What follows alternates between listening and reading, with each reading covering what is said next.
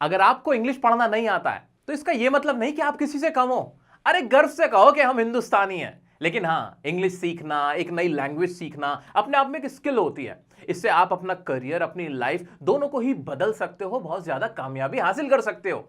तो आज मैं आपकी उंगली पकड़कर आपको इंग्लिश पढ़ना सिखाऊंगा। इंग्लिश पढ़ी कैसे जाती है, इंग्लिश को समझा कैसे जाता है, सारी बातें डिटेल में आपको समझाने वाला हूं। चाहे फिर आपको एग्जाम के लिए इंग्लिश सीखनी हो, या अपने बच्चों को सिखानी हो, या खुद के लिए इंग्लिश सीखना चाहते हो, सारे पर्पस आपके फुलफिल होंगे। तो बस अगले कुछ मिनट्स मेरे साथ जुड़ जाइए और अपनी लाइफ में एक नया चेंज लेके आइए।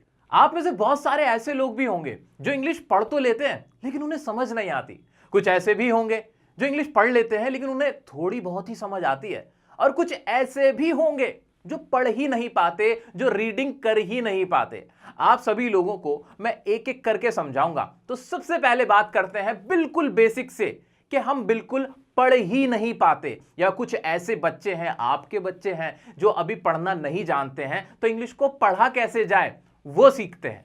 इंग्लिश रीडिंग के लिए जो सबसे पहली यूनिट है वो है हमारे अल्फाबेट, यानी ए टू जी। आपको सारे साउंड पता होने चाहिए, ए बी सी डी जिसे हम कहते हैं। यानी आपको समझ में आना चाहिए कि कहीं पर अगर ए लिखा हुआ है तो उसकी आवाज क्या निकलेगी? अ में निकलेगी। बी लिखा हुआ है तो उसकी आवाज निकलेगी ब में। ऐसे डी लिखा हुआ है तो उसकी आवाज क्या निकलेगी? ड में। ऐसे कुछ लेटर्स होते हैं जिनकी एक से ज्यादा आवाजें निकलती हैं। फॉर एग्जाम्पल जी, जी की आवाज ज भी निकलती है, ग भी निकलती है। तो बस याद रख लेना है, ज्यादा टेंशन नहीं लेनी है कि हाँ भाई इसकी दो आवाजें निकलती हैं। लेकिन जैसे बी हो गया, उसकी तो एक ही है ना बेचारे की, उसकी एक से ज्यादा नहीं है। ठीक है, तो बस इतना याद रखना कि किसी की बस दो भी निकलती है, बस इतना माइंड में क्लियर कर लेना है। तो ये आवाजें याद रखनी है, ये साउंड याद रखने हैं। इतना हो गया। अब अगला स्टेप होता है। अगले स्टेप में क्या है? अगले स्टेप में हम इन आवाजों को जोड़ने का काम करते हैं। फॉर एग्जाम्पल कहीं पे लिखा हुआ है बी ओ, तो हमने इसकी आवाज निकाली ब ओ, बो। और साथ में लगा दिया वाई, वाई की आवाज क्या निकलती है? य। तो पूरा क्या बन गया? बो य, बॉय। ऐसे बन गया। तो हमें क्या करना होता है? छोटे छोटे साउंड को आपस में हम क्या कर देते हैं? जोड़ देते हैं। और इस तरह से हम हमारी रीडिंग शुरू करते हैं। सबसे पहली जो हमारी इकाई होती है, हमारी यूनिट होती है रीड करने की, वो यहीं पर होती है कि हम छोटे छोटे वर्ड्स को आपस में मिला के उनके साउंड के हिसाब से, उनकी आवाज के हिसाब से जोड़कर पढ़ने का काम करते हैं। अगर आप अपने बच्चे को पढ़ा रहे हैं तो उसको भी इसी तरह से पढ़ाएंगे। अगर आप खुद पढ़ने की कोशिश कर रहे हैं तो भी आप यही तरीका आजमाएंगे। अब बात करते हैं हमारे आगे के अप्रोच की। आगे का स्टेप क्या है? आगे का स्टेप बहुत इंपॉर्टेंट है। अभी तो आपने छोटे छोटे वर्ड्स को पढ़ना सीख लिया, ट्राई करने लगे, प्रैक्टिस करने लगे। बॉय, इसी तरह से बॉल, इसी तरह से बैट, कैट। छोटे छोटे वर्ड्स तो आप पढ़ना सीख जाएंगे। अब इनकी प्रैक्टिस करने के बाद आपको बड़े बड़े सेंटेंस पढ़ने हैं। उनको कैसे पढ़ेंगे? उसके लिए आपको फॉलो करना पड़ेगा ब्रेकअप अप्रोच। दोस्तों, ये ब्रेकअप अप्रोच बड़ा मजेदार है, बड़ा इफेक्टिव है। अब आपने छोटे छोटे वर्ड्स को पढ़ना शुरू कर दिया है, आप आवाजों को मिला पा रहे हो और वर्ड्स को बोल पा रहे हो। लेकिन क्या होगा जब आपको पूरा सेंटेंस पढ़ना होगा? उस सेंटेंस में जरूरी तो नहीं है ना कि सिर्फ 3 लेटर वाला ही कोई वर्ड आए या छोटे छोटे ही वर्ड आए जो आप पढ़ पाओ। वहां आप पाओगे कि कुछ ऐसे वर्ड भी हैं जो काफी बड़े हैं। फॉर एग्जाम्पल सॉलिड, ये आपका कोई वर्ड आ गया, या फिर अमेजिंगली एक ऐसा वर्ड आ गया। इन्हें कैसे पढ़ोगे? ये तो बड़े हैं। इनको पढ़ने के लिए आपको ब्रेकअप अप्रोच फॉलो करना होगा। फॉर एग्जाम्पल सॉलिड को लेता हूं मैं। सॉलिड को पढ़ने के लिए आपको क्या करना पड़ रहा है? आपने पहले सौ को पढ़ा, फिर लिड को पढ़ा, तोड़ लिया, और सॉलिड आपस में बनाया, क्या बना? सॉलिड बना। इसी तरह से अमेजिंगली, तो अमेजिंगली। इस तरह से आपने क्या किया? आवाजों को तोड़ने का काम किया और तोड़ के फिर जोड़ लिया। शुरुआत में यह अप्रोच आपको बहुत हेल्प करेगा पूरे पूरे सेंटेंस को पढ़ने में। इस तरह से जो छोटे छोटे सेंटेंसेस होते हैं आप उसको पढ़ना सीख जाओगे। अब एक इंपॉर्टेंट बात, आपको कितनी प्रैक्टिस करनी है? सबसे ज्यादा अगर प्रैक्टिस आपको करनी है तो अभी करनी है दोस्तों। आपको ज्यादा नहीं तो कम से कम 2 घंटे आपको डेली इसी तरह से रीडिंग की प्रैक्टिस करनी है। अब बात करते हैं हमारी अगली टेक्निक की कि इसके बाद आपको क्या करना है। दोस्तों, अब इतना तो हो गया है कि आप या फिर आपका बच्चा आसानी से छोटे छोटे वर्ड्स को तो पढ़ पा रहा है और रोजाना प्रैक्टिस भी कर रहा है। लेकिन अब जो बात मैं आपको बताऊंगा वो तो आपको बस आपकी जिंदगी बदल देगी। आपको करना क्या है? याद रखिए, आप जो भी पैराग्राफ ले रहे हो, जिसे भी आप रीडिंग करने की कोशिश कर रहे हो, उस पैराग्राफ में कुछ रिपीटेड वर्ड्स होंगे। हाँ, जैसे कि and, but, the, who, which, how, of, इस तरह के ना कुछ ऐसे वर्ड्स आप देखोगे जो बार बार रिपीट हो रहे हैं। इसके लिए आप ऐसे ध्यान दे सकते हो कि कोई भी वर्ड अगर 2 बार आया या फिर 3 बार आया तो उसे आप अंडरलाइन कर लो और उसे एक जगह लिख लो। ऐसा करने के बाद आप उसका प्रोनाउंसिएशन गूगल पर भी देख सकते हो या फिर किसी से पूछ सकते हो। आप एक बार उसका प्रोनाउंसिएशन देख लो, पूछ लो, अपनी लैंग्वेज में एक जगह लिख लो। ऐसा करने से क्या होगा? ऐसा करने से आपको उन वर्ड्स का प्रोनाउंसिएशन पता चल जाएगा कि उनको बोला कैसे जाता है और उसको अच्छे से आपको याद कर लेना है। जब आप उसे याद कर लोगे तो जब भी आपको वो वर्ड बाद में दिखेंगे आपको एकदम से माइंड में क्लिक हो जाएंगे, अच्छा ये तो वही वर्ड था, इसको तो मैं देखते ही पहचान लेता हूं। फॉर एग्जाम्पल, आज से पहले जब मैं बहुत छोटा रहा हूंगा तो मुझे ना ये भुवन बैम नाम कभी शायद याद ना रहता, लेकिन जब भुवन बैम एक बहुत बड़े यूट्यूबर बन गए तो ये नाम भी मुश्किल नहीं लगता। अब ऐसे कोई भी बोलते भुवन बैम, अच्छा याद आता है। ऐसे सचिन तेंदुलकर, अब सचिन तेंदुलकर कोई ऐसा नाम नहीं है, जो ऐसा सरनेम नहीं जो बहुत आसानी से निकल जाता है, शर्मा जी, गुप्ता जी, ऐसा नहीं है, थोड़ा सा मुश्किल है ना। लेकिन क्योंकि हमने उनका नाम बचपन से सुना है, इतना सुना है तो हमें याद रह गया। ऐसा ही फिर आपके साथ होगा। जब आप उन रिपीटेड वर्ड्स को पढ़ लोगे, उनका प्रोनाउंसिएशन जान लोगे, तो फिर जब आप उन्हें जैसे ही देखोगे ना बुक के अंदर, वहां आप देखते ही पढ़ लोगे, एकदम आपके मुंह पे आ जाएगा। और इससे आसानी ये होगी क्योंकि जो वर्ड्स मैं आपसे कह रहा हूं कि रिपीटेड वर्ड्स होंगे वो हमेशा ही रिपीट होते हैं। यानी अब आपके पास एक ऐसा टूल आ जाएगा जिससे आप सेंटेंस को जल्दी जल्दी पढ़ना शुरू कर दोगे। रिपीटेड वर्ड्स को अलग से लिखने की टेक्निक को हमें कब तक फॉलो करना है? तो याद रखो, जब आपको ऐसा लगने लगे कि अब जो रिपीटेड वर्ड्स आप लिखते हो वो ऑलरेडी आपको आते हैं, आप उन्हें आसानी से पढ़ पाते हो, उस दिन ये बंद कर देना, ठीक है? और उस दिन आपका कॉन्फिडेंस भी काफी बढ़ चुका होगा। अब एक और मजेदार टूल आपको देके जा रहा हूं। अब आपको क्या करना है, कुछ ना स्पेलिंग रूल्स होते हैं, कुछ ऐसे मजेदार रूल्स होते हैं जो स्पेलिंग में फॉलो होते हैं। क्योंकि हम सब जानते हैं कि इंग्लिश लैंग्वेज में जो वर्ड्स के प्रोनाउंसिएशन होते हैं, उनका जो उच्चारण होता है, उनको जो बोला जाता है, वो सब कुछ स्पेलिंग वाइज नहीं होता। कुछ वर्ड्स ऐसे होते हैं जहां पे लेटर साइलेंट होते हैं, कुछ की स्पेलिंग कुछ अलग ही होती है और बोलने में कुछ और बोला जाता है। उसके लिए ना कुछ कॉमन स्पेलिंग रूल्स बने हुए हैं जो कि फॉलो होते हैं। अब आपको क्या करना है, ऐसे ही कुछ रूल्स को आपको याद करना है, सीखना है, और वो करना बड़ा आसान है। मैंने भी इसके ऊपर कई वीडियोस बना रखी हैं और कहीं से भी आपको ये कंटेंट जहां से भी मिल जाए, मुझे फर्क नहीं पड़ता, किसी किताब से पढ़ लो, किसी और वीडियो को देख लो, वरना मैं अपने वीडियो का डिस्क्रिप्शन लिंक में दे दूंगा, वहां से पढ़ लो। तो आपको क्या करना है, जो कॉमन स्पेलिंग रूल्स है ना, फॉर एग्जाम्पल के बाद कभी भी कोई और कॉन्सोनेंट आ जाए, के बाद कोई भी कॉन्सोनेंट आ जाए तो के साइलेंट होता है, जैसे कि नो के अंदर के नहीं पढ़ा जाता। ऐसे बहुत सारे ऐसे वर्ड्स होते हैं जिनके बीच में आर होता है। फॉर एग्जांपल वर्क में मैं आपके लिए बोलने के लिए पढ़ रहा हूं, वरना आर ना इसका साइलेंट होता है, वर्क पढ़ा जाता है। ऐसे ही मॉर्निंग पढ़ा जाता है। तो इस तरह के कुछ कॉमन स्पेलिंग रूल्स हैं जिनको आपको सीखना है अब साथ के साथ। इससे आसानी क्या होगी, आपके सामने कुछ ऐसे मुश्किल वर्ड्स आएंगे जिन्हें आप नहीं पढ़ पाओगे, लेकिन जब आपको उसकी स्पेलिंग का रूल पता होगा, आप देखोगे वहां तो आप पढ़ लोगे। इस तरह से रीडिंग का जो काम है वो आपका बहुत अच्छे से कवर हो जाएगा। अच्छा, कुछ ऐसी माओं से मैं अब मुखातिब होना चाहता हूं, उनसे बात करना चाहता हूं जो अपने बच्चों को इंग्लिश सिखा रही हैं।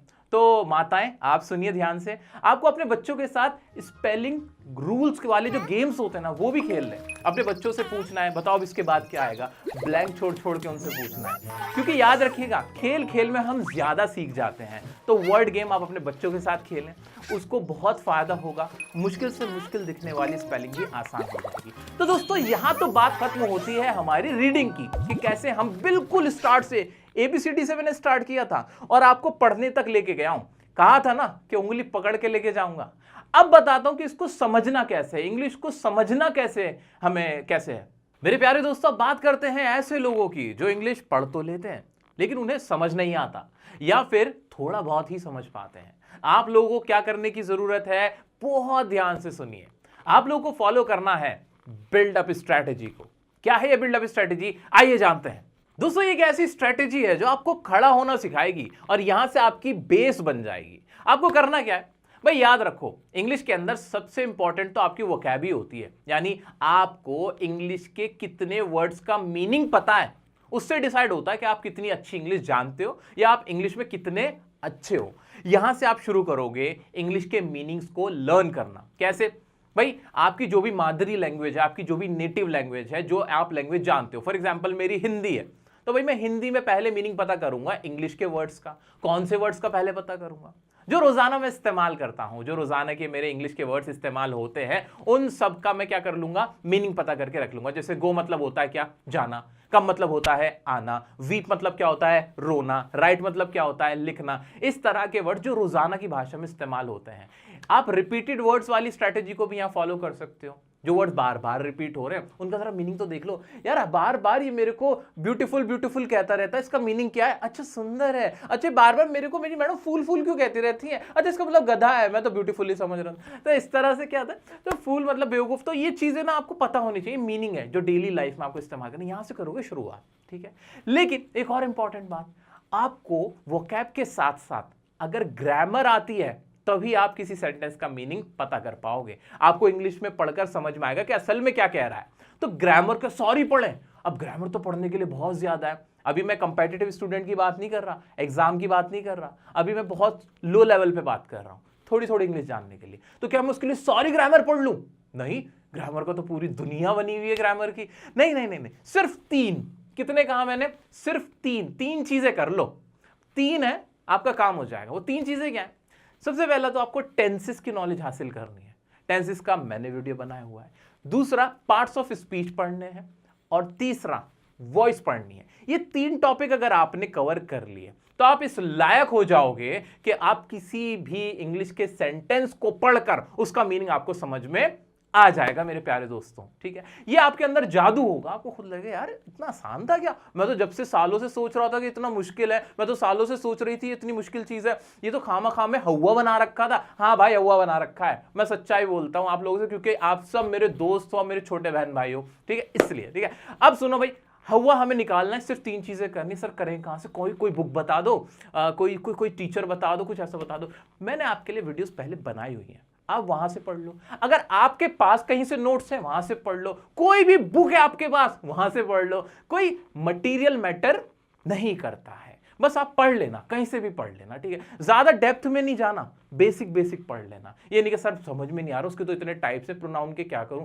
अरे कोई दिक्कत नहीं। हाँ, टेंसेस का वीडियो मेरा जरूर देखना, क्योंकि उसे करोड़ों लोगों ने देखा है, बहुतों को फायदा हुआ है। टेंसेस बहुत बहुत इंपॉर्टेंट ब्लॉक है, तो वो जरूर मेरा पढ़ा हुआ देखना, ठीक है। बाकी चीजें चाहे आप कहीं और से रेफर कर लो। इतना करने के बाद वोकैब आपको मेन वोकैब पता ही है, थोड़ी सी ग्रामर, इतनी सी ग्रामर बताई मैंने, 3 चीजें बताई। इतना करने के बाद आप इस लायक हो चुके हो कि अब आप किसी भी नॉर्मल इंग्लिश सेंटेंस का मीनिंग जान सकते हो। अगला स्टेप क्या होगा वो सुनिए दोस्तों। नेक्स्ट स्टेप आपको यह याद रखना है कि जब आप रीडिंग की प्रैक्टिस करो, इंग्लिश को समझने की कोशिश करो, तो उसके लिए इजी से इजी मटेरियल को आपको रेफर करना है। फॉर एग्जाम्पल, उसके अंदर सिर्फ 10% ही ऐसे वर्ड्स होने चाहिए जो आपको नहीं आते हो, जिनका मीनिंग आपको नहीं पता हो। अदरवाइज 90% तो ऐसा होना चाहिए जो आपको आता हो। अब इसके लिए कौन सा मटेरियल होगा भाई? छोटे बच्चों की कोई बुक आप ले सकते हो, फर्स्ट क्लास की, सेकंड क्लास की बुक ले सकते हो। कोई ऐसी मैगजीन ले सकते हो जिसकी लैंग्वेज बहुत ही इजी है।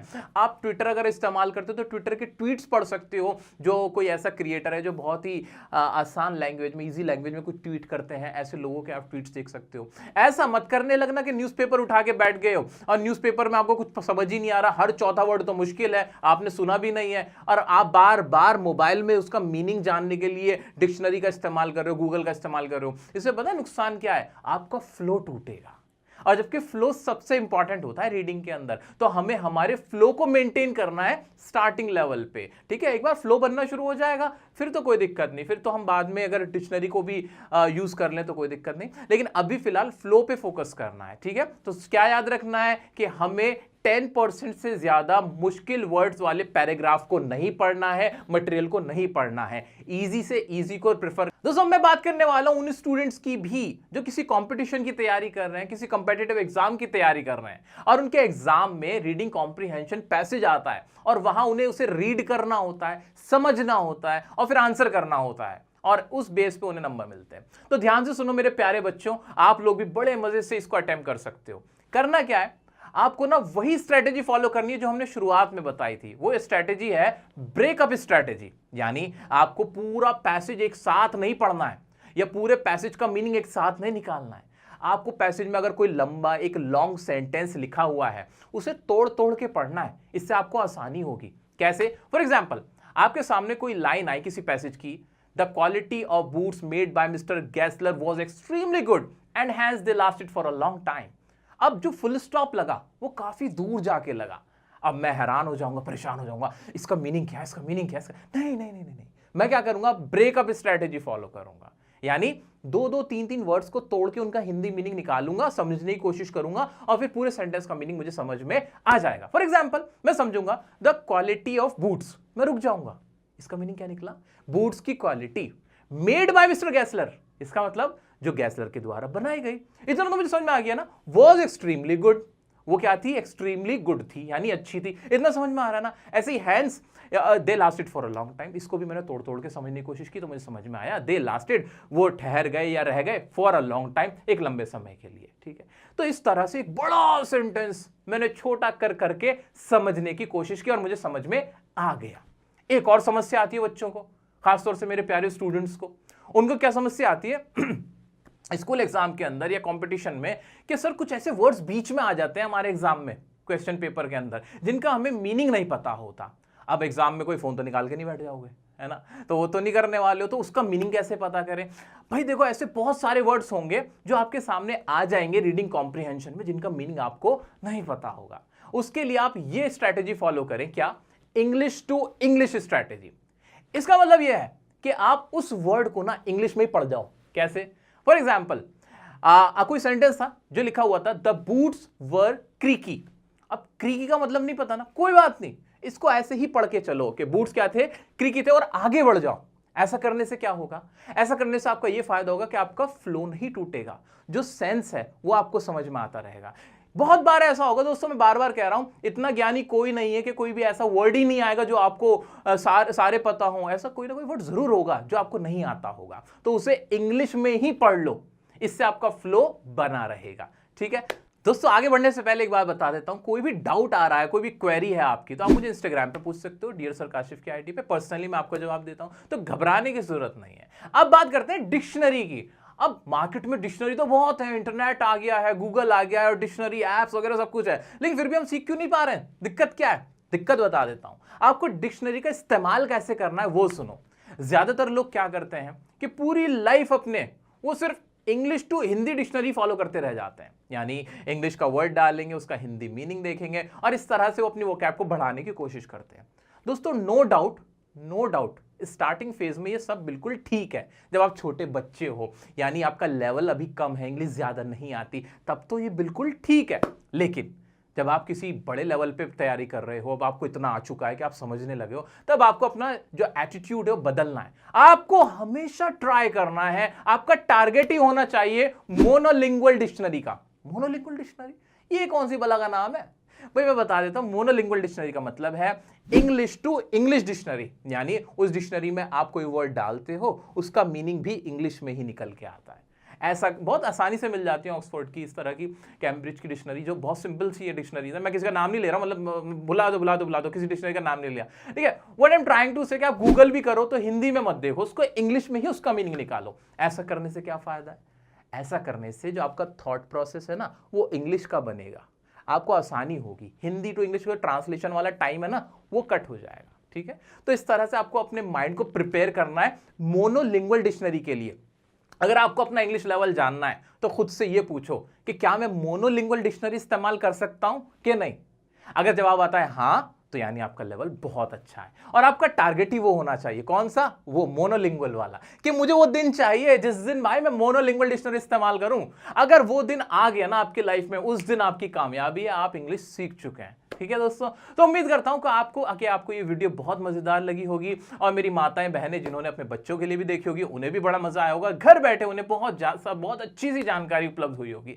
तो अगर कोई भी डाउट आता है आप मुझसे पूछ सकते हैं। इंस्टाग्राम पे चैनल को सब्सक्राइब नहीं किया तो प्लीज सब्सक्राइब करें और हमारा सपोर्ट करें, हमारे परिवार का हिस्सा बन जाएं। मिलते हैं नेक्स्ट वीडियो में। कोई भी टॉपिक अगर आप मुझसे चाहते हैं मैं उस पर वीडियो बनाऊं, वो मुझे जरूर बताएं। मिलते हैं नेक्स्ट वीडियो में नेक्स्ट टॉपिक के साथ, तब तक के लिए बने रहें डियर सर के साथ।